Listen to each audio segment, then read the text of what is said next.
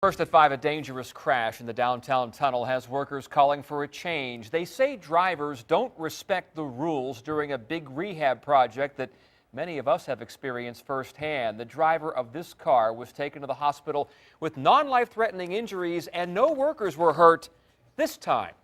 10 on your side's Anita Blanton has been on this story all day. And Anita, the station's very close to the tunnel, we should point out, and those workers walked to our studio to tell their stories. They did, Tom. The accident last night is under investigation, and we're glad no one was seriously injured, but they say it should be a wake-up call to all because they're just trying to do their job and make it back home to their families like everyone else. We heard a boom, right? And I looked back and I saw I saw a plume of smoke and fire, and I thought it was the generator let loose.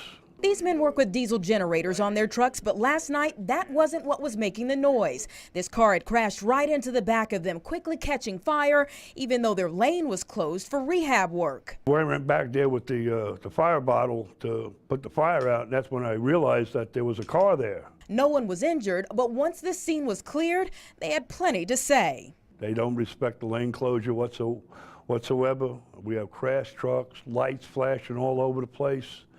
And it's just to no avail, none at all. They say had this happened minutes before, a life would have been lost. People walk up and down the back of that ladder, and some guy just came back from the Porta-John about 5 minutes before that, and that guy would have died. And even though their work is important for everyone that passes through the tunnels, it's not worth a life along the way. We're just trying to make a living, and we want to go home. I got nobody else to take care of my son but me. And I know it's an inconvenience, but give us a break.